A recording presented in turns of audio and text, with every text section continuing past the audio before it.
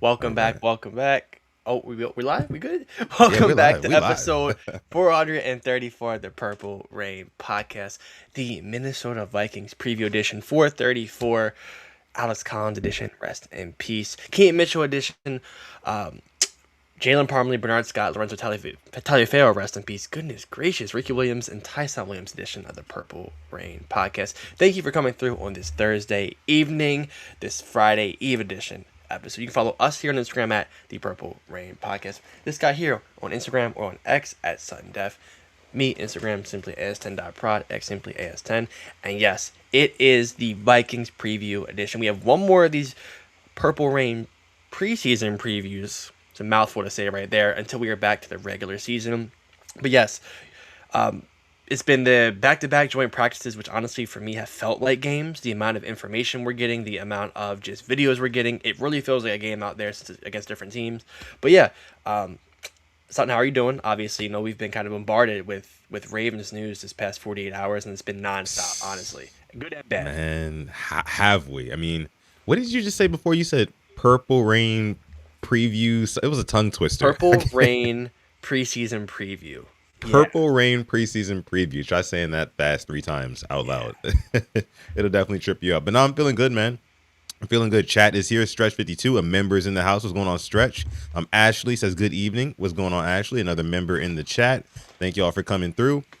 And as you get in here, make sure you sound off in the comments. Now, listen, as we are just now going live now, there's also another premiere happening on the Purple Rain Podcast YouTube channel of a video recapping everything that happened today at day 2 of practice. But we're here to talk about it more in depth, more in detail on the live. You guys know we're giving you 3 levels of content here at PRP. You get the shorts, you get the videos, and you get the live streams here at PRP. So we appreciate you guys watching all that content. Ball Till I Fall is in the chat as well, giving the salute. Salute to you too, brother.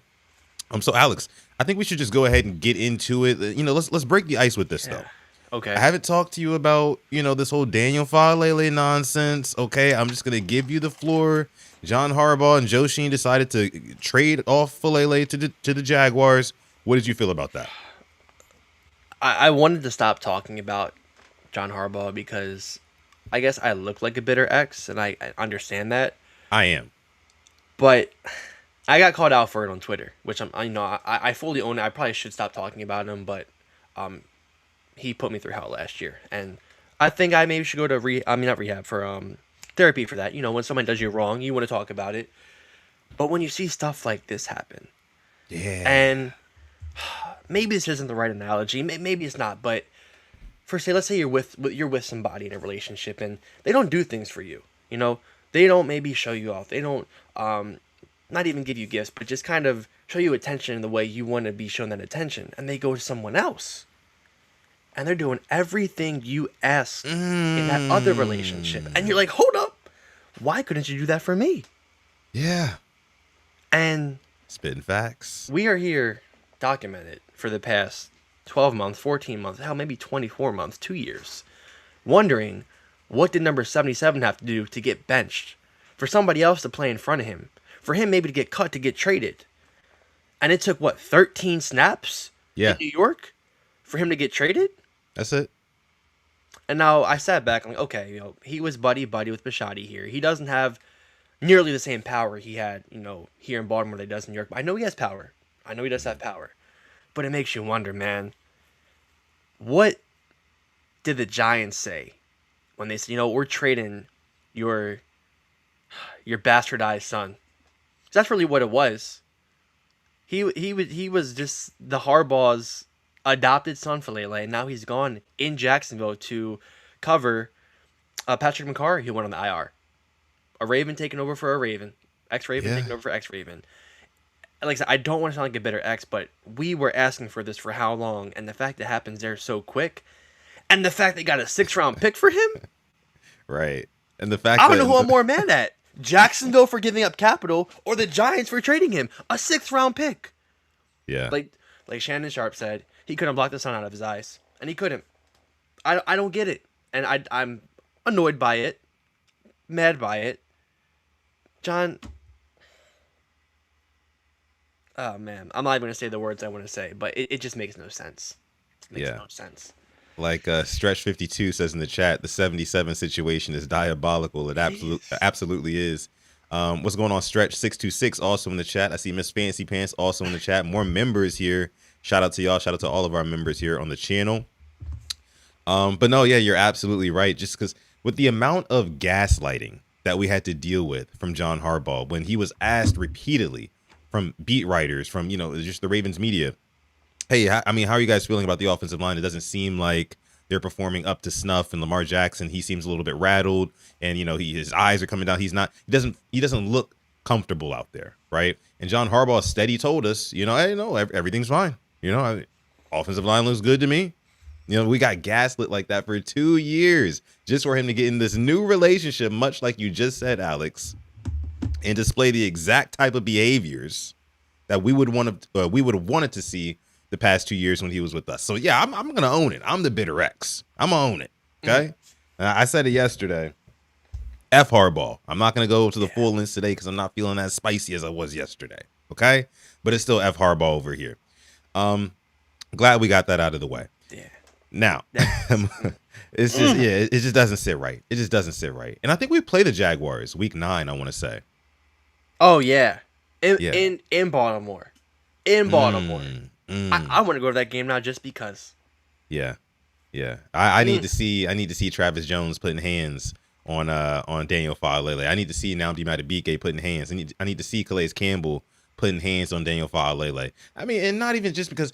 Listen, we don't hate Daniel FAALELE the person. No. You know what I'm saying? We really don't. I'm sure he's a great guy, but at the end of the day, he's going to have to pay for his transgressions towards Baltimore and Lamar Jackson in some way, shape, or form. So I'm glad we get to play him because I want to see him do those exact same things. Mm-hmm. Like, don't start blocking your ass off when you play Baltimore in week 9. Don't start then. Right? I want to see that exact same FAALELE that we saw the past 2 years, okay? And this past weekend in the preseason game. Again, only 13 snaps is what it took him. 13 snaps. And Harbaugh said, who's that guy out there? 77? Oh, that was my guy, wasn't it? Maybe he's not good. Let's trade him.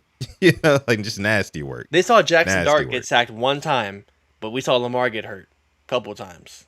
Yeah. And that's, it's like, it was that one hit the line. I don't get it. I don't know. I don't understand it. I think we have a right to be frustrated. We do. Okay, now let's go ahead and move into these joint practices, right? So the Ravens and the Vikings have been participating in joint practices the last 2 days, Wednesday and Thursday in Minnesota. Now, it's been an interesting one, Alex, like just kind of from a broader perspective when you zoom out from it, and we'll kind of get into the finer details of it, but here's what I took away from it, and then I'll let you go. This was a defensive struggle both days, right? Both days, the Ravens defense dominated, and both days the Minnesota Vikings defense dominated, which left the offense with little to really, hang their hat on, right, and be proud of. There were some plays, there were some flashes here and there. Do not get me wrong. There were flashes here and there, but by and large, the defense definitely did control both of the days. I honestly felt sorry for guys like Declan Doyle. I felt sorry for Declan Doyle. I did because it was almost like Brian Flores was giving Declan Doyle the final exam on the first day of school, right? Literally, this is his first time calling an offense like in real time. He has to do it against Brian Flores' defense, a coordinator who's known historically to be able to at least slow down Lamar Jackson. And, that offensive line is little patchwork-ish right now, while they're still figuring out center and, guys are still getting their feet wet in the NFL. So I thought that, there were some encouraging things to take away, but I just think that Declan Doyle, he has the most to learn from this, which is part of what I love about it. His very first test of his career as a play caller, right, was against somebody who basically shut him down in a lot of ways, right? So he can actually learn from that. He's got about almost a month, 3 weeks, almost a month to learn from that before the first actual regular season game. So overall, I was encouraged by what I saw. I know there's some specifics from the offense, but I just wanted to bring up the defense. But what did you take away from the joint practices mainly? Yeah, I'm right there with you too. I think I was most worried about the secondary because we heard about there was a lot of miscommunication when it was us practicing against us. There was a lot of big plays. We saw Jacoby getting some big plays. Bate would have his days, but they stepped up more so today. They said these past 2 days, Marlon Humphrey has probably been one of the best, if not the best corner on the field for both teams, and that's very encouraging. I see you're wearing his jersey.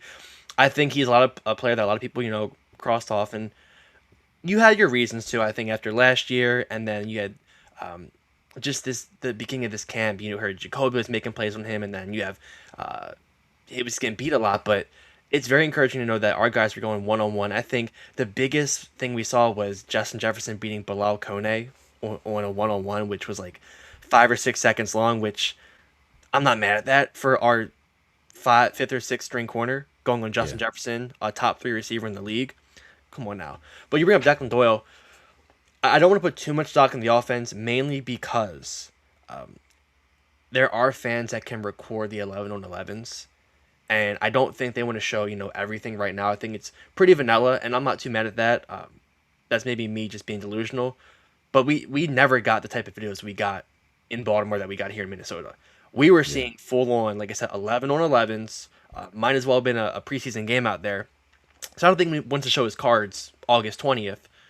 But at the same time, that is Brian Flores' defense, and Ronnie Stanley was in hell today, from what I saw.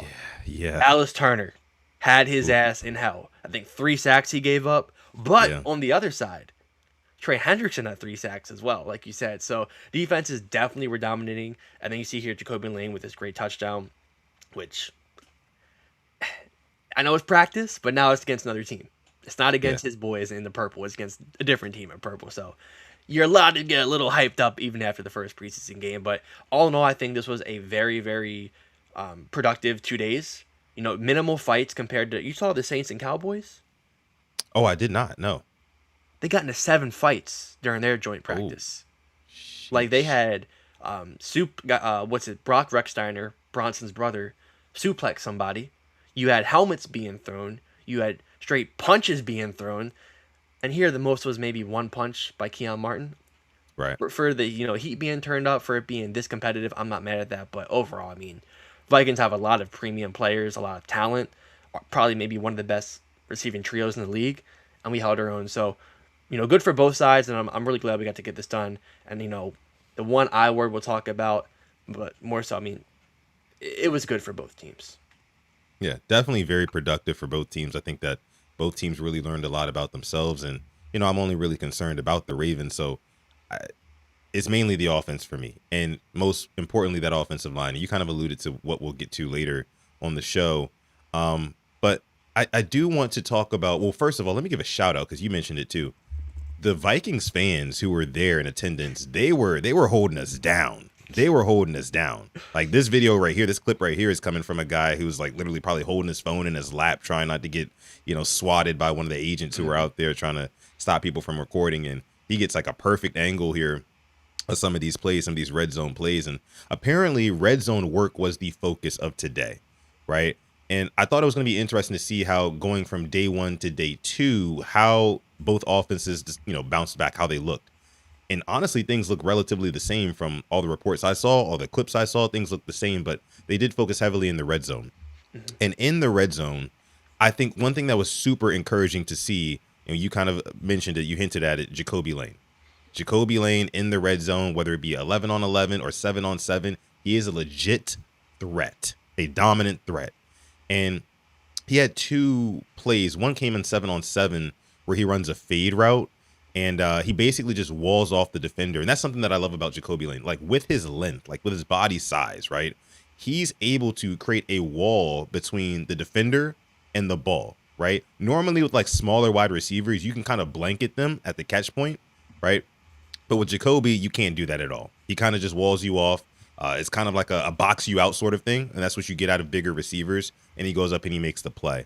I think Lamar Jackson will eventually be able to trust him kind of just throwing it up in the back of the end zone. Like we mentioned, fade route. In the fade route that he threw, I want to actually bring that up, Alex. Can I bring that up? Did you see that fade route? I don't think I have that. I have the video file up here. Let me see if I can find it for you. It Yeah, was I on have seven it on in my. sevens. Yeah, it was in 7 on 7s. I have it in my Let me see if bookmarks, but it's something that we should definitely take a look at yeah. because, I mean, it kind of goes, it shows you perfectly. I think I found it. Yeah, I found it. Let me see. Let me show it up here. Don't need the music. Okay. Yeah. But see, they're lined up at around the 10 or so. Jacoby Lane releases, gets a nice release into the fade up here. You can see what he does here. Like, look at what happens when this DB is trying to recover. He has no chance at the catch point. No chance, because Lamar Jackson just puts it up only where a guy with Jacoby Lane's frame can go up and get it, you know? And I actually even think, like I was saying before, Alex, I think that Lamar Jackson could actually afford to throw this ball a little bit higher and towards the back of the end zone. Don't you think? I do, and you bring up here the only way for the corner is him to commit a PI, Yep. holding, or just hope Lane drops it. Mhm. And I think having a receiver that understands the type of build he has and the body he has, it might sound weird. He knows how to use it. You know, he knows how to put his body in a position where it's only I'm going to get it, or there won't be a pick. And I think Lamar threw a perfect ball here, and he could put it higher. But I look at the corners he's going against. Like, Yeah. he's going to have, length. He's going to have the arm size on him, and it's just such a deadly matchup now for us. And if he does pan out to be the truth, which I know all of us here in the chat hope it is, it's just promising signs, and that's why I feel like I'm allowing myself to get a little bit more hyped.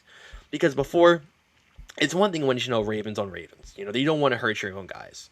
We saw it now in the preseason. We saw it the first game. Okay, it is backups. I'm fine with that. Now we're going into camp against a different team. Yeah.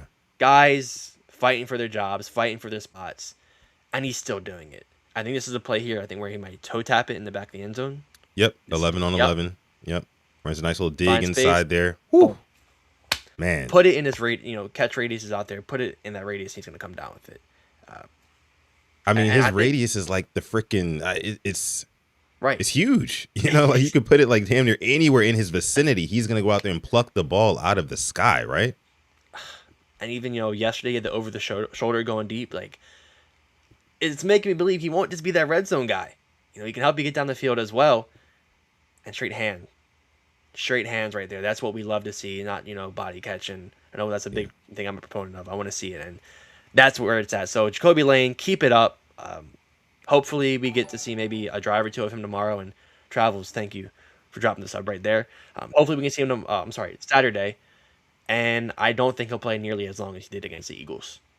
Yeah, I don't think so either. He mixed out of the first quarter. It probably a drive or two, and that's it.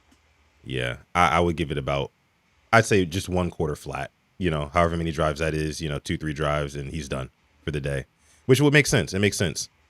What we saw earlier this week with Lamar and Lane and Zay going out to Mall of America and getting on that roller coaster ride or whatever. I thought that was. Wait, you didn't like that? I loved it. Oh yeah, okay, cool. I was about to say, like, what's wrong with that? But no, yeah, like I thought that was super cool in terms of like trying to develop a relationship off the field, like develop chemistry off the field, because believe it or not, that translates to on the field. If you notice something here, Alex, on this play, and I tweeted about this, watch Lamar Jackson and watch him very, very closely here. I actually want to slow this down. Lamar Jackson never comes off of the read of Jacoby Lane. You can tell pre-snap, as soon as the ball is snapped, as soon as he gets the ball in his hands, he knows exactly where he's going with it. He's not looking for Zay Flowers. He's not looking for Bateman. He's looking exclusively for Jacoby Lane on this play. Drops back, looks to his side of the field, never takes his eyes off of him. And he throws the ball with great anticipation, by the way. Mm-hmm. Well, I mean, look at this. Great anticipation. Goodness gracious. This is amazing. Hits his back foot. Jacoby Lane is just now coming open. He's just now coming open and about to break off the stem on his route right here. And you can see Lamar Jackson's already throwing this ball. He's getting the ball out. It's perfectly timed. And it's a little bit outside of his frame, but it doesn't matter. It just doesn't matter. He can just go get it. And I think that's going to mean everything for this offense, man. I can't wait to see what they do in the red zone with this guy, especially considering you also have Rashad Bateman, who's a legitimate red zone threat in his own right, and Mark Andrews, who's a legitimate red zone threat historically in his career. I think it's going to be lethal. It's going to be scary hours in the red zone this year, man. I do. Yeah, and that's not mentioned the fact we hope now Zay Flowers with that contract, Declan Doyle uses him much how we saw him in the Week 17 game against the Packers. Just because we're in the red zone doesn't mean Zay Flowers now is kind of not a target. No, he should definitely be a target, and I think we've been seeing that. I've even seen LeJontay Wester's been getting some involvement, and have a guy like him, a speedster, underneath just in case, and he can catch it and go upfield.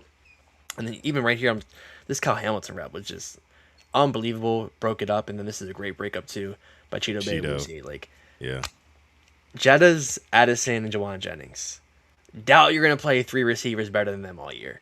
So why not, get this out the way um, and just start it now? And like you mentioned with these Vikings fans, we don't get this type of coverage at the at one winning drive. We don't get the 11 on 11s. We don't get the 7 on 7s. Like the Ravens security team, you take a video, the black Suburbans will be lined up outside your house waiting for you. Yeah. Steve Bashadi's gonna make the call. You aren't getting out of there, alive. They're gonna make that disappear off the internet. And yeah, this is all just great things to see. And even here's Zay Flowers. Yeah. On the ground. Yeah. Put him on the ground. Grass. I think his right foot did hit the out of bounds. Okay. So that wouldn't have counted. He can't be the first one to touch the ball on that one. But he did, he lost him on the route. And that's what you like to see. He lost him on the route. Again, that Jacoby catch, incredible. Spike. Whew. I think some other big things from training camp today. We talked about Trey Hendrickson, right? And he had 2 or 3 sacks in his own right today. And he was basically living in the backfield. There was one play where he beat his man so quickly off the line that Kyler Murray barely even had time to even process what was going on downfield. And Trey Hendrickson apparently got like really hype and stuff like that because like it was just such a quick win. And that's something that we never really got. We never really got too many quick wins, out of our pass rushers. And that's something that if he can bring that to Baltimore, man, I mean, because I think that one thing that frustrates the hell out of me, Alex, is when quarterbacks get the ball out, 2.4 seconds, 2.7 seconds, like somewhere in that window, because unless you have somebody who's a quick finisher, you're not getting to the quarterback, right? You're just not, and most of what you saw, I think in the preseason, was guys getting the ball out pretty quickly. I think between Dalton and Tanner McKee, they only had 1, maybe 2 pressures on them. As where the third string quarterback had 3 because he was holding on to the football a little bit longer. But if you can have somebody like Trey Hendrickson, again, who can get quick pressure on you, who can also end a play. Alex, I think about it like this. How many times have the Ravens defense been backed up in their own red zone, right? And it's been a 3rd and 6, the offense got to throw. And they get the ball out and they convert and they move the sticks. Now it's 1st and goal because we couldn't get any pressure. Trey Hendrickson is a guy who can kill your drives in the red zone and make you settle for 3 points instead of 6. He is the guy who on 3rd and long, anywhere on the field, he can get your quarterback under duress on the ground and really end that drive. So I just think that this defense, even though the offense hasn't caught up yet, because I think that's the bigger picture of this Ravens training camp. Even though the offense hasn't caught up to the defense yet, the defense is just so far ahead. It's like, I'm fine with it. I'm fine. I mean, I'd be a little bit concerned if the defense was getting scored on left and right by Minnesota Vikings offense, but they weren't, right? For the most part, they were strapping. I mean, the secondary looked great. I want to give a shout out to Kyle Hamilton. I want to give a shout out to Chandler Rivers, who had himself a really good day. Multiple pass breakups today. I want to give a shout out to Keon Martin. Yeah, on Jettas as well. Shout out to Keon Martin. Shout out to Nate Wiggins, man. Nate Wiggins, who just last week we thought he was going to be down and out for some time. He's coming back and making plays on Jettas like nothing ever happened last week. Like, what is that? I mean, these guys are aliens. These guys are ready. They're locked in. They're ready to go. They're ready to play. Man, Jesse Minter, I could not be more excited about how he's got these guys flying around. And like I mentioned before, it really was, for the past 2 days, just a heavyweight slugfest between Jesse Minter and Brian Flores. That's really all it was. That's what I was imagining. It was like when an unstoppable object or unstoppable force meets an immovable object. You know the saying, right? It was just kind of clash like that. They canceled each other out, But overall, it was encouraging to see. And I do want to transition into what we expect out of this preseason game, who we're really looking out for and things like that. But did you have anything else from the 2 days of training camp? I have one thing. I see it is ISO's birthday. So I want to wish ISO a happy birthday. Happy birthday, ISO. Birthday, ISO. Yeah, absolutely. Absolutely. Man. Shout out to you, bro. So maybe one more thing before we go is obviously Danny Pinter. Him going down yesterday. I haven't been able to talk about that. That sucks. Yeah. Especially for a guy who it looked like he was, I don't want to say gonna win the starting job, but he was in pole position to win the starting Ravens center job, and now he's gonna be out for a very long time. That Not sure how long the recovery is, but definitely not going to be playing this year, which sucks for him. On the bright side for us is that Javon Gwynn has, definitely made strides, and you have Ethan Poaches, who they said is, going to be ramping up after this week. That's kind of on a set schedule, so positives there, but it just sucks having Pinter go down because you want as many possibilities as you can. And yeah, man, of course, ISO. Thank you for spending your time with Yeah. us on your birthday. But yeah, Pinter going down, it just sucks. And it sucks for him because looking at the player's point of view, you play good this year, you're looking at a lot of money next year for a center. So back Yeah. to the drawing board. Definitely back to the drawing board, man. And, it leaves the Ravens in a really tough spot because Javon Gwynn does not have a whole lot of experience playing center. Oh, yeah, by the way, he's also a little bit undersized for the position, too. So imagine getting another Tyler Linderbaum without the smarts and the skill and things like that. So I can only imagine how that would pan out for us over a 17-game season. But the silver lining is Javon Gwynn is Dwayne Ledford's guy, and Dwayne Ledford is seen as one of the best not offensive coordinators, but the offensive line coaches in the league. So if he has faith in Javon Gwynn, then hey, look, I gotta have faith in Javon Gwynn because it looks like going forward he's probably going to be the starter if Ethan Posick cannot be ready to go with that Achilles that he tore in December by week 1. We'll just have to see. But like you mentioned, man, definitely prayers up for Danny Pinter. You never like to hear anybody going down in training camp or in practice and things like that before the season even starts. These guys fight their whole life to get to this point, and that's what happens sometimes. It sucks. But okay, so going into, and actually, let me read some of the chat a little bit. Let me read the chat. Total 10 Speed says Beeks probably wouldn't be back fully until mid-season. Matabike, he hasn't been cleared for physical contact yet, I don't think, Correct. right?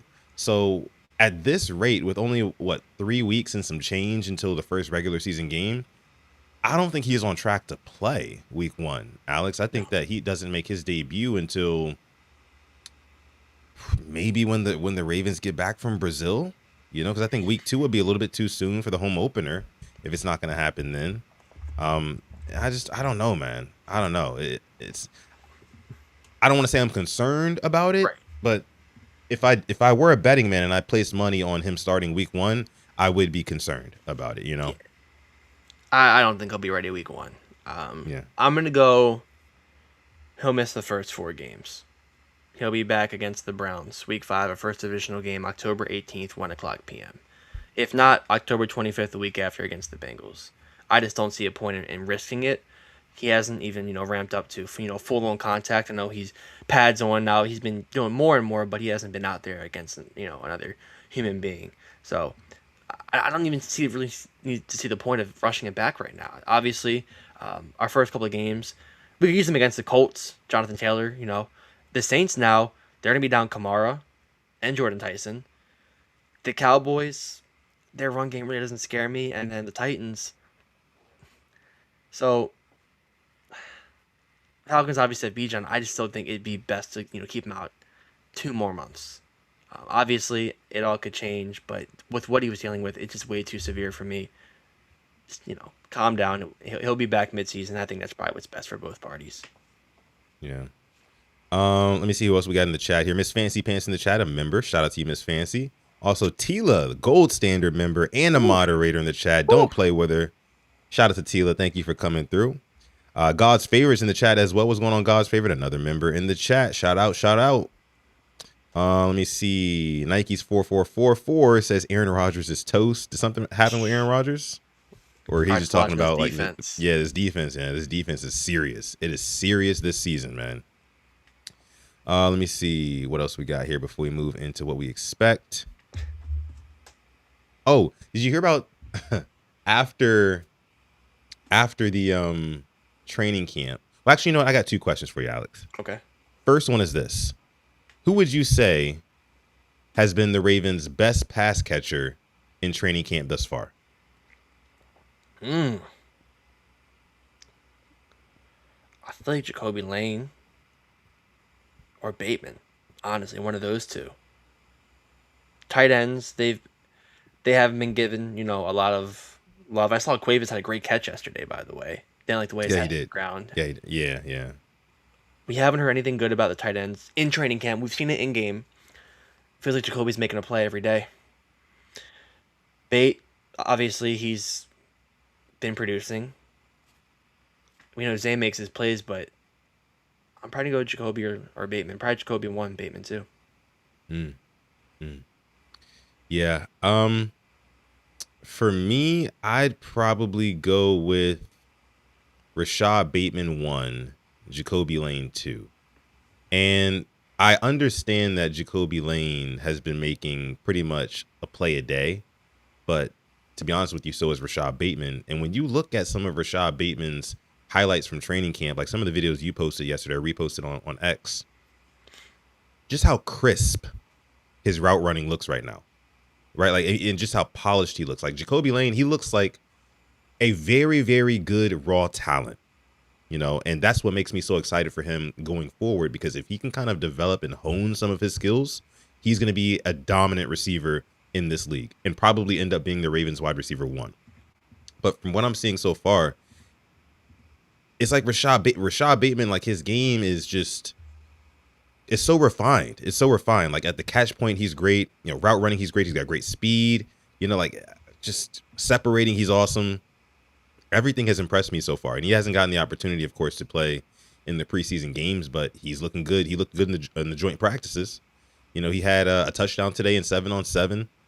He also did. They credited him with a drop, but it was a pass over the middle that wasn't intended for him. It was actually intended for Mark Andrews, and I think Bateman just got a hand on it and it kind of zipped by him. So it wasn't really a drop, but I would have to give it to Rashad Bateman as the Ravens' best wide receiver in training camp. And I know that's going to ruffle a lot of feathers in the chat. I know it is, but I give it to Bateman. If you want to, I'll go Bateman 1A, Jacoby Lane 1B. Maybe just given how young Jacoby is and the fact that he's making a heck of a lot of plays so far in camp. But either way, I'm not mad at it. I'm not mad at it either way. Yeah, I don't think we're even worried about Zay his name not being out there. We know he'll make the plays. Yeah. Zay Flowers, he's gonna get his either way in the games. Like, trust me, Week 1 against the Colts, Zay Flowers' stat line is probably gonna look something like 5 catches for 71 yards, maybe a touchdown. We'll see. But I'll go like 5 for like 70. I could see that from Zay in Week 1. I don't know about the other guys, but I know what Zay's gonna do. Mm-hmm. It's a great stat line. That's a very Zay Flowers stat line. Yeah, for sure. But getting into my second question that I had for you, did you see the interviews, or at least the reported interviews from like Jeff Zrebiec? Do you know what I'm getting at here? I did. Funny story, actually. Funny story. I saw Jeff Zrebiec last weekend. Actually, funny story. Oh wow. Yeah, they had this big like sports card show which I collect in Maryland, and I'm sitting there talking, and Jeff Zrebiec just walks by me. Couldn't miss that bald head from a mile away. Very shocking. Couldn't miss it. What a great guy, though. Sorry, I had to get that little. You never know who you see when you're out in Baltimore. Really, you don't. Yeah, but no, Jeff Zrebiec reported today that Ronnie Stanley and Rashad Bateman got interviewed after the practice, which I didn't see. I don't think they live streamed that part of the interviews, but they were asked like, what's the difference between last year's coaching staff and this year's coaching staff? And Rashad Bateman, he said, just like everybody else has been saying, he was like, it's the details. We're so detail oriented and focused now. And he says that's something that we have not had. We haven't had that. He literally said, so you don't have to like read the context clues anymore and say, oh, they said it's detailed. Was it not detailed last year? He's literally telling you verbatim, it's detailed this year. It wasn't last year and in years past. Right. So I just think that it's with that being said, and then Ronnie Stanley concurred right after that. So I think with that being said, Alex, that really kind of tells you how this is a brand new team.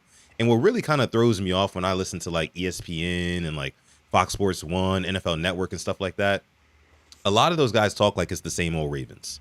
It's the same old Ravens. Oh, they changed the head coach, but it's still Lamar and, Derrick Henry and Mark Andrews and stuff like that. They feel like they've seen everything that the Ravens have to offer, but I totally disagree with that. I think there's a huge mentality shift in our players and just the entire organization. Again, from the coaches all the way down to the jerseys and in the stadium, like we mentioned on Monday. So, man, 3 weeks and some change until week 1, something like that. Yeah, 3 weeks and some change. Yeah. I think it's damning the fact Stanley said it. because right now Ronnie Stanley is the longest tenure Raven on this team. He Yeah. came in about midway through John Harbaugh's tenure, and has been there for the back half. So he was there for the couple of Flacco years in the whole Lamar era. I Hmm. think for him to really just like, I know he didn't say it, but to agree with it, that just kind of tells me a lot. It really was time, and not to bring it back up, but Bateman brought it up. Yeah, he um, did. and before we get to this quick, Bateman, he did it with EDC the one time he called him out about like trusting the players. I don't know if you remember that tweet. He tweeted like some just real crazy stuff and deleted it. Then the whole Instagram story stuff. He'll tell you how he feels for being nonchalant. He'll let you know how he feels. But Yeah. I'm glad we Hmm. heard it this time because it's something we've all known. But hearing it come from the actual source, from a Yeah. player, it's good to hear. It is. It is. And you had Row Live 95 dropping the $7. I guess this is Canadian cash. I'm not sure. Hmm. Okay. So thank you for the $7 in Canadian cash. Row Live 95. We appreciate that. It says Bate is just relieved he never has to hear about Archimedes or Socrates conquering some goal every team meeting. Oh, is that like one of the Harbaughisms All the that he time. used to do? Oh He'd man. always say some crazy stuff. Yeah, man. I can only imagine. I can only imagine what's going on in the New York with the New York Giants, right? The New York Giants that are now Daniel FAALELE less. Anywho, Speaking of, did you see what we did to the locker room? no. They took down all the John Harbaugh sayings in the locker room, and now it's Jesse Minter. It's Mm, like the be at your best. It's yeah. that all around. So that's When all your out of there. best is needed. Yeah. Yep, that's out of there. So no more that who's got better than us. It's well and truly Jesse Minter era. So just You, small stuff like that, kind of goes unnoticed. you know what? Speaking of be at your best when your best is needed, Okay. we forgot to mention Tyler Loop Okay. and what he did today at Ravens training camp, the joint practice. Today, Tyler Loop hit all 6 of his field goals. He hit from 33, 38, 43, 33 again, 43 again, and then 53 yards out to end practice. So he went 6 for 6. Gianna Hahn reports here in her tweet that the Vikings were not rushing full speed at him. So take that how you want. Maybe he just didn't really feel the pressure as much and he just felt like he was going through the motions. But listen, we know Tyler Loop can hit these in practice. We know that, right? My thing is, will he be able to hit these in the game when it matters the most, when the lights are bright, you know? And I was watching some other content creators talk about this. I think it was my guys from LBHT, actually. Shout out to my guys from LBHT. They were saying that your kicker can just be average, right? It's just a kicker, basically kind of downgrading the spot. And I disagree. I disagree because, and I know the argument is like if your offense and your defense is good enough, you shouldn't even be in positions to where you need your kicker to win you a game. But I would contest that with this. While we tend to wear our purple shades on this show, right? Because we're Ravens fans. And I'll let Chef Trez, Ruth, talk about Chef I'm Trez's starting to super believe chat. that Bateman will have a big year this season. We have an offensive scheme that will bring the most out of him. But I'm not apologizing for Bate hate. Hashtag hate runs on Bate. Chef Trez, I'm on your ass in just a few seconds. Give me a second. Give me a minute. I'm on your ass, though. Give me a minute. Thank you for the donation, but I got some things to say. You better not be in the book. I don't know if you're in the book yet, but Sounds if like you're in he the book, is. Sounds yeah, like if you're in the book, look, I got some words for you. I got some words for you. But back to my point about kicker. Tila puts in the chat here, you'll need your kicker at some point. That's true. My thing about it is you don't want to ever discount your kicker and what they're capable of because there's 31 other teams in this league that are chock full of other professional football players that have super smart people on their coaching staffs and also share the same common goal as you to win a Super Bowl. Not to mention the NFL has probably some of the most parity out of any league in sports. It's razor close. You're not always going to win games by 2 possessions, 3 possessions, even if you do have Lamar Jackson, even if you do have a dominant defense, because it's any given Sunday. And on any given Sunday, you could find yourself in an absolute dogfight with the Titans or the Saints or the Bills or Bengals, what have you, and you're going to have to rely on your kicker. And so I don't want to have this attitude of, oh, it really doesn't matter who the kicker is. As long as he's okay, I'm okay with that. No, there's a standard in Baltimore. There's a standard. And I would like to uphold that standard of having good kicking here. Now, I do want to say that Tyler Loop, he was 30 for 34 last year in field goals. However, when it came to 50 plus, wasn't all that hot. Wasn't that great. He went 1 for 4 from 50 plus. And when you cannot hit from 50 plus yards out, and your coach knows that, that changes the offensive game plan, right? So that I just think that it's irresponsible for us to say that kicker doesn't matter, or it matters less than we think it should, right? Or whatever. But okay. Listen, I got to get to these super chat donations. My guy Esmodi is celebrating 16 months of channel membership. I'm going to get to that in just a second. We got a couple of super chats to get to here. King Wani 8248 says, I don't like John Harbaugh. Guess what, King Wani 8248? We don't either. Okay, we don't either. We are not John Harbaugh fans here. No, not one bit. Not one bit. Haven't really been fond of John Harbaugh since when? When was the last time you were fond of John Harbaugh? Can you remember? 24. Like what year was that? 24? I think 2024. I think he did a very good job that year. Obviously, the playoffs are a different story, but regular season, I think he wasn't doing a lot of dumb stuff. First two games, the Chiefs game and the Raiders game, kind of pissed me off, but we turned it back on and we made the right adjustments. But yeah, 25 was just a troll. For me, it's session. 2023. For me, 23? I haven't been satisfied since 23. You know, ever since we ran the football 6 times against a bad run defense in the AFC Championship game, he's been on my shit list. He's been in my book, right? So, but yeah, since 2023 for me. Chef Trez dropping the 10 in the chat says, I'm starting to believe that Bateman will have a big year this season. Let's stop right there. I'm starting to believe that Bateman will have a big year this season. Let's stop right there. Starting.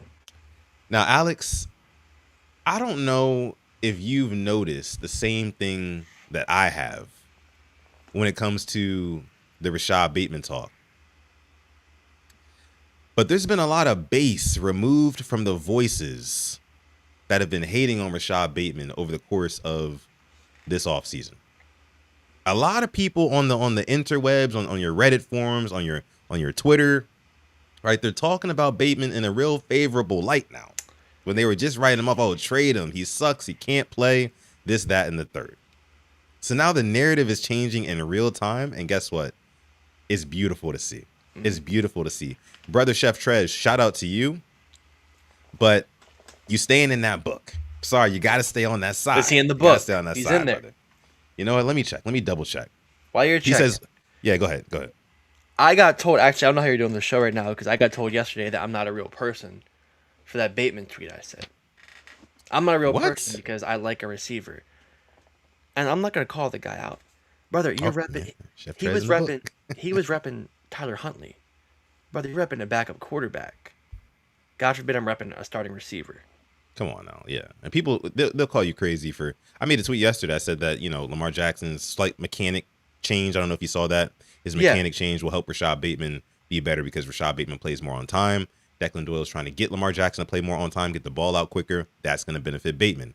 And people are talking about there's no way you got Rashad Bateman praise out of this. Like, no way you thought about Rashad Bateman first. And it's like, bro, like, I'm sorry, I think about things a little bit deeper, right? I mean, I cover this team every single day. Your players? Is it a crime? Right. Yeah. Like, I don't. Come on.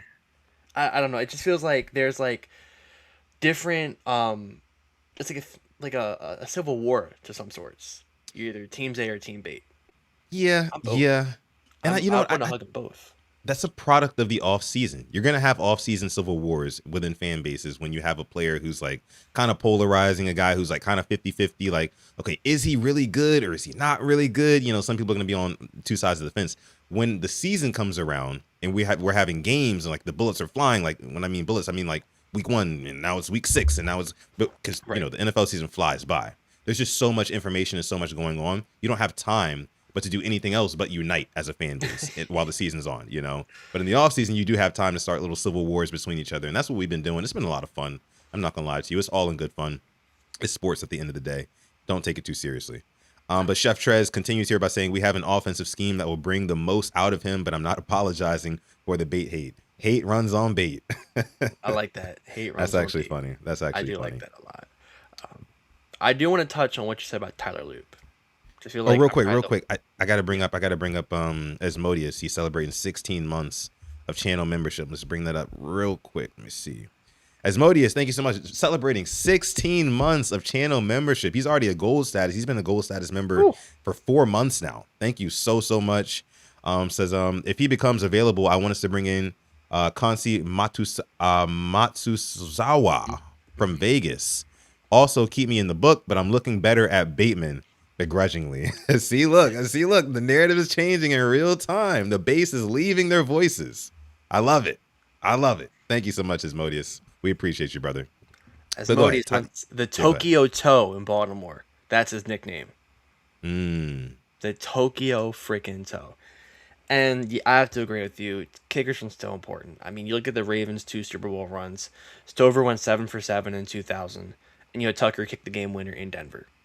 Like, kickers are still and will always be a part of the game, and I feel like they should be automatic under 45. Obviously, things can happen, but you got to have yours, and having an average kicker will come back. And good evening, Darlene. How are you doing? Having an average kicker will come to bite you in the rear end. It'll lose you a game for sure, maybe 2, 3 if you're really unlucky. But we saw it lost us a game last year. Are we mad Sure about did. it? Not right now. At the time, we were, but everything happens for a reason. But yeah, kickers are people too. Even punters are. Flip the field. I'm not going to discredit one position in the NFL. They all have their own role. Field position game is super important too. Dylan dropping the 2 in the chat says, Alex, don't ever disrespect Snoop again. What the hell was that? Listen, if we're repping backup quarterbacks, don't come after me for supporting Bateman. That's all I'm saying. Yeah. No disrespect. It's my birthday twin. I would never. Let me see. So the Tokyo Toe is crazy though. Yeah, you can watch him tonight with the Raiders. The Tokyo Oh, he's with the Toe. Raiders. Okay. Got you. All right, yeah, I'll definitely watch that. The Raiders are actually supposed to be starting Fernando Mendoza for a whole half. So I'm going to be looking forward to seeing that. That game's coming on in about 30 minutes. So we're going to get out of here before then. The man says people are softening towards Bateman. We changing the narrative side. I know that's right, the man. That's what we doing over here. That's what we doing. See, the man is on my side.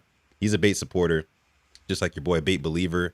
Right, a lot of y'all are trying to slowly but surely. I could tell. I might give y'all one more chance to expunge yourselves of your transgressions and get out of the book. I might give y'all one more chance. Maybe on the Friday happy hour episode, if I get a little lit, I'll give y'all one more chance. We'll see.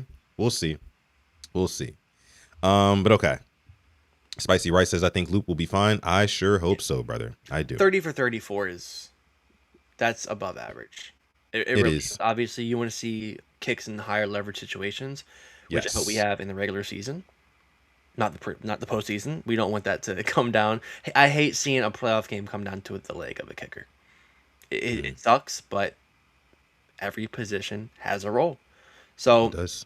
I do want to see that maybe him have 1 or 2, let's say, end of the half in Pittsburgh to give us a lead, going with some momentum. I would love to see him have a kick there, even to win a game. It would be big. And at the end of the bar, Asmodeus here says, for context, he damn near broke the NCAA record for consecutive kicks. He led the in points for Hawaii for one of the seasons and learned to kick from YouTube. YouTube University. It's really a thing. And I think he draws inspiration from Shohei Ohtani. Really? You're not going to fail. Yeah, you're not going to fail there if your inspiration is Ohtani, who can pitch and hit. Who would probably go down as one of the greatest ever.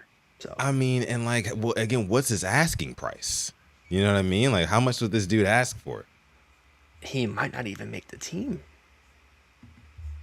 If anything, like a Kyer Vedvik, but I doubt we give him a day 3 pick for a kicker. We got to hope he gets released. You're right. Thank you so much, Asmodeus, for the $5 super chat donation, brother. As always, we appreciate you. Let me see. Sutton said Bateman FC enrollment is closed. Again, I might one more. Yeah, I might open it up one more time tomorrow on tomorrow's happy hour stream. Stretch 626 says we need apparel, Sutton. Let's get it going. You're so right about that. But like, I'm trying to like kill two birds with one stone in that department, because I've been thinking about that a lot. I saw somebody mention that as well in one of the comment sections, but that's coming soon. Soon come. Listen, guys, make sure you like the video if you have not already. That helps us out a ton here on this channel. If you want to support the channel, you can simply like the video. If you're new here, you can subscribe to the channel. We give you daily Ravens content here at PRP. We cover the Ravens all the time, every single day. Now, what I will say is this. I do want to give a disclosure here. I will not be live streaming this weekend, only because I will be out of town, actually in Maryland, right? So I won't be in my studio. I'll be visiting family at a wedding and stuff like that. So I won't be live streaming, but I will still be making a video. So be on the lookout for that. Okay. So Alex, what are we looking at? What are we looking at here for in terms of this preseason game upcoming against the Vikings? Yeah. What are you really looking to see what happens? Like, what are you looking for? I'll tell you what I'm looking at. I'm looking for us to get a turnover, maybe two. And it takes me back to Jesse Minter. He said he wants to have an interception every game. Yeah, he did say that, yeah. We had opportunities. We had tip passes. We had one that got called back. But I think he wants his defense to be opportunistic. We saw Chandler Rivers go one-on-one with Justin Jefferson, have a pass breakup against one of the best in the league. I think now he wants, to get those turnovers. And I don't know who's going to cause it. It could be, Ethan Burke, per se. It could be Peebles. Get more playtime out there. Could be Brody, could be out there, or it could be Dominic DeLuca, one of those guys. But I do want to see one of these younger guys step up. Honestly, I want to be somebody other than Keon Martin. Keon's had a fantastic, if it's him, great. But I want to see somebody else kind of snatch this moment by the scruff of the neck and take it, because Keon did it last year and Keon's already done it this year. Who else is going to show me that they have it, that they can, make this roster for 53? So honestly, the defense, obviously, we talk about the offense, but I want to see one of these younger guys on defense. Maybe get a pick. They force a fumble, another great blitz dialed up by Jesse Minter. That turns into a forced fumble. But for me right now, first off, is the defense, be opportunistic, and get a turnover. Maybe two. Yeah. I want to see a couple things at the center position. Right? Okay. I want to see if Javon Gwynn can stack preseason games, because obviously he performed well against the Eagles, but if he can perform well in back-to-back games and do it again against the Vikings, that would be very encouraging for me in terms of how secure I feel with the center position and who's going to start there. But I also do want to see about Nick Dawkins, right? The UDFA out of Penn State. We haven't seen him yet, or at least I don't remember seeing him in the first preseason game. I'd have to go back and watch all the film, but I do want to see if Nick Dawkins can get in there and even show us just anything. Can you even throw your name in the hat for the center competition by doing anything in this game? We'll see if they do decide to give him some playing time, but I'm really, really focused. I'm going to be glued to that center position. Like, are they giving up interior pressure? And then adversely, on the other side of the ball, who's forcing the interior pressure, right? Like, that's something that I need to see. Who's going to be pushing this pocket back into the quarterback's lap? Because you can't rely solely on the edge rushers, right? You just can't. Yeah. So I'm going to be looking for that as well. But then when it comes to the edge rushers, I want to see Adisa Isaac. Adisa Isaac is a guy who he flashed in the last preseason game. He's been flashing this week in joint practice, right? He's been flashing in training camp just throughout it. So we need to see him continue to stack these days, because he's on borrowed time, Alex. I mean, what did we draft him? Was it last year or the year before last? This is year 3, I believe. Yeah, it's year 3 for him, and we haven't seen anything.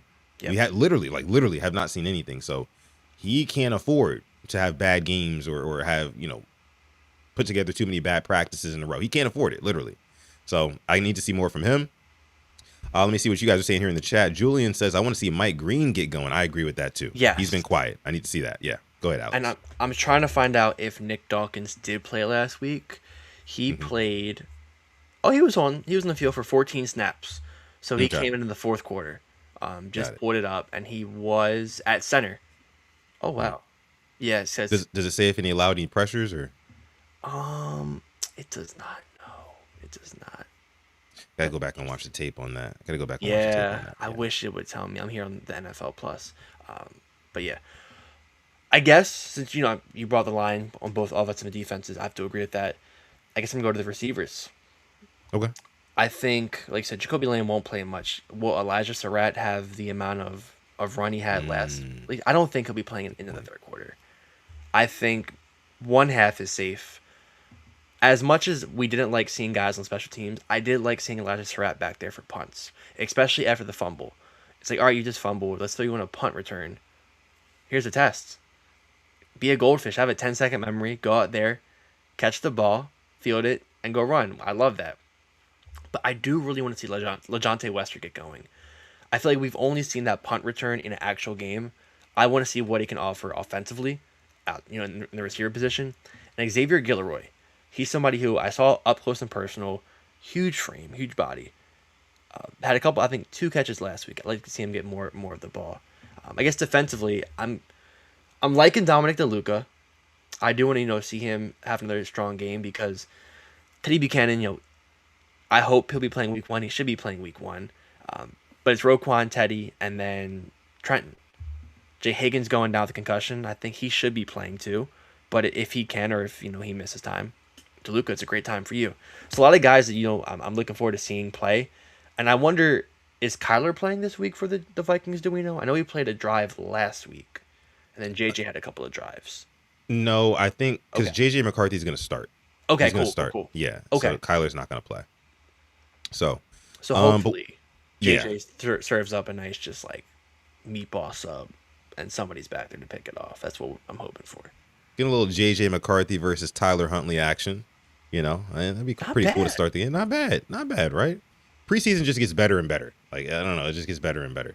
But look, let's go ahead and get into some predictions for this game. Okay. So let's take a look at this. This is the ESPN webpage for the game Ravens versus Vikings, taking place on Saturday at noon. Well, 1 p.m. Eastern time. So I just want to start with the lines here. So once again, the Ravens are underdogs by 3.5 points, much like they were last week. I mean, I guess Vegas just has not learned yet, right? Last week, the Ravens were 3.5 point underdogs to the Eagles. You saw what they did, blew them out. But now they're underdogs again. Do you think that the Ravens can pull this one out? And if so, do you think that they can cover or at least cover the spread? What do you think? I'll be honest, I didn't give us a chance last week, but the way the boys were flying when I watched them, I might have to throw a little something on the Ravens money line. These players, specifically the defense, were flying. It didn't matter who was back there, whether it be Andy Dalton, who has seen it all, done it all in the NFL, been a starter for multiple years. He really couldn't do much against us. Tanner McKee comes in. He started, I think, a game or came into a couple of games for the Eagles. He couldn't do anything. Like, sorry if I don't think J.J. McCarthy and company is going to, scare me. They're not. I like the Ravens here, and I like the defense just once again playing at 100 miles per hour and just making life hell for the opposing offense. So maybe the under and the Ravens money line, but I do like the Ravens to win this. And even Fagnano, he came in and he was throwing that thing around. Like, he looked good for a UDFA. It's not like we're throwing in, no disrespect, Devin Leary, who looked like he never played ball before he came to the Ravens. He just did not look like a quarterback to be in the NFL.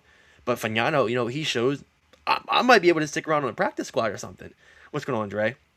Total of 10 speeds here says, we're playing against 9. Oh, hell yeah, pick city coming. Yeah, I like the Ravens to walk away and to win this game in the preseason, and especially for the third and fourth stringers. Maybe make a play or two and get us the ball back. So, yeah, give me the Ravens to win this. Okay. Yeah, and I like the under bet, too. Under 38.5 total points. Yeah. I like that. Or no, it's 36.5. 36, I'm sorry. yeah.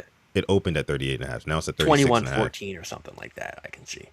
Yeah. I said this funny thing in my recap video from earlier today. I said that if I had to, score the Ravens 2 joint practices with the Vikings, I would say it's 16-13 win for the Ravens, And I could totally see this game going somewhere close to that because, again, both defenses, like we mentioned, are going to be dominating. I don't think there's going to be a whole lot of point scoring, especially as the game goes on. You get less and less talent out there on offense. So I could totally see a very low scoring and maybe even boring affair, maybe 16-13, maybe 16-10. I don't know, maybe 17-13. I don't know, something like that. But I think it'll be low scoring. And I think that that under will hit for the total points. And again, plus 136 money line for the Ravens. Come on, man. After what they did last week, how can you even? I might have to sprinkle some on that too.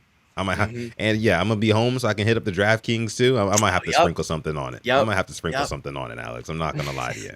I'm not gonna lie. Um, but all right, so preseason is chugging along here in week 2 of it, and it starts tonight. You have Texans and who are they playing? Raiders, right? The Raiders. Yeah, Texans and Raiders, and then you also have 49ers and Chargers, I believe, as the late game tonight, and then of course games all weekend after that. So it should be a lot of fun. Last thing I wanted to throw at you, Alex. I don't know if you heard about this, but I think it was Roger Goodell talking about how there's definitely going to be international teams in the league soon. What are your thoughts on that? I guess good. It's just the traveling that I'm worried about for the team that is playing overseas. Mm-hmm. They probably have, maybe a couple of home games in a row and a couple of away games you stay in the U.S. Definitely interesting. I wonder how soon it is. Probably sooner rather than later. Probably by 2030ish. I can see them saying they'll have one, and by 2033 there will be one in the NFL. But it's Yeah, not surprising. I think we all knew this was kind of the way they're going when you have all these games in every country possible, every continent it feels like, except Antarctica. I want to say in yeah. Africa. Yeah, they have not had one in Africa yet, which that's coming soon. I Oh mean, yeah, it is going to for happen. sure. So, yeah, they're about to have the World Cup, I think, in Morocco. So they'll have the NFL and stadiums. Africa. Yeah, they have Yeah, the stadiums to do that. So yeah, it's going to happen. It's good to build the get to grow the game. I'm sorry, but yeah, cool thing. So I'm not mad at that. We all knew that was coming, right? yeah. And the direct quote from Roger Goodell is, at some point there will be NFL teams outside the USA. Yeah. He says, I have no doubt that this will happen one day.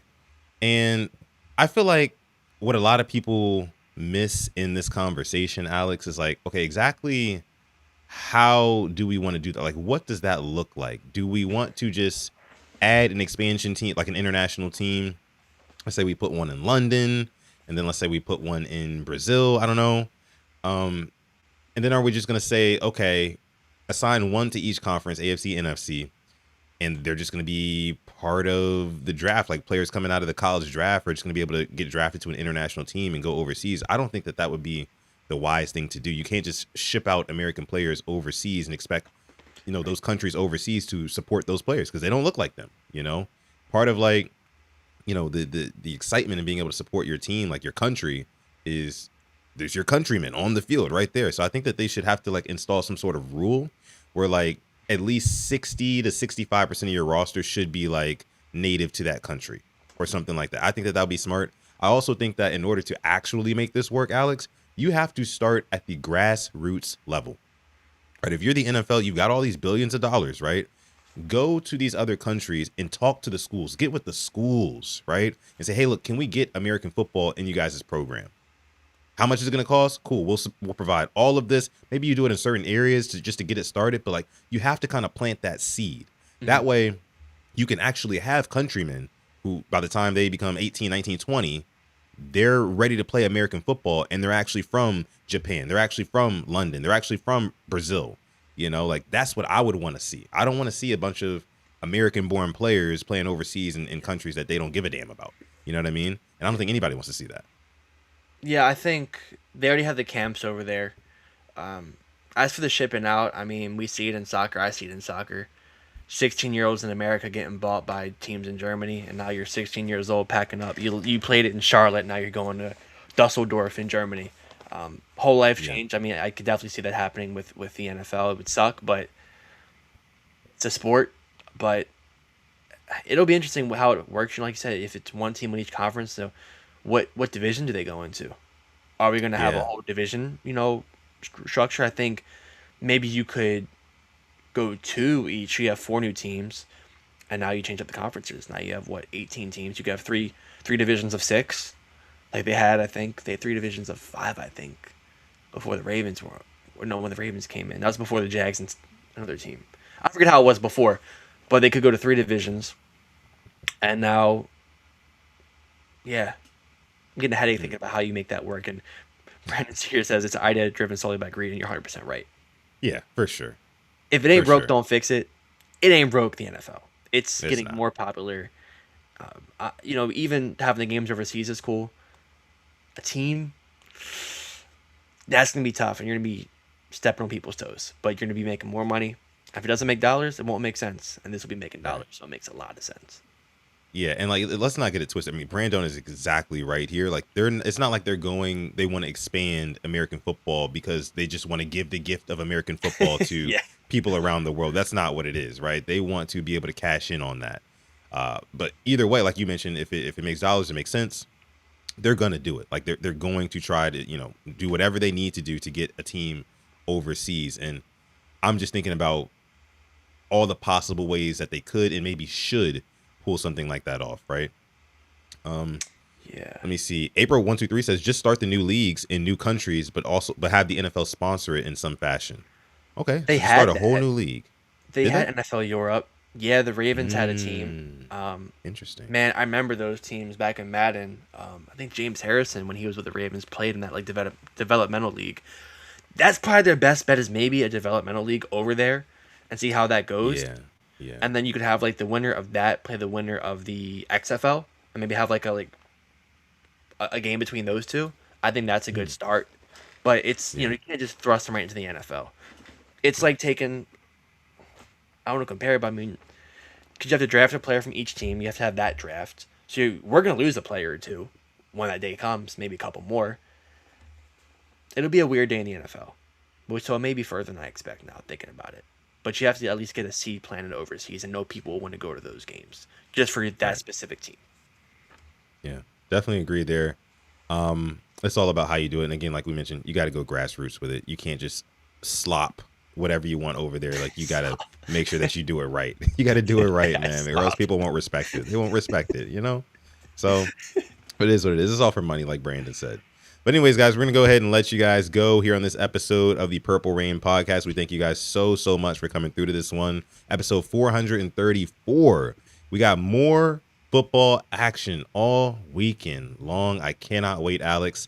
I don't know about you, but I will be firmly in front of my TV screen as soon as we get off here and watching this game, even though it has nothing to do with my team. I'm just glad the football is back, and we're fully back now. But listen, make sure you guys like this video, subscribe to the channel as well. We got daily Ravens content coming out here. If you didn't already see the video recapping joint practice from earlier today, please go check that out after this. We'd appreciate that. Like that video, sub to the channel if you have not already, like I said. And with that being said, Alex, go ahead and take us out.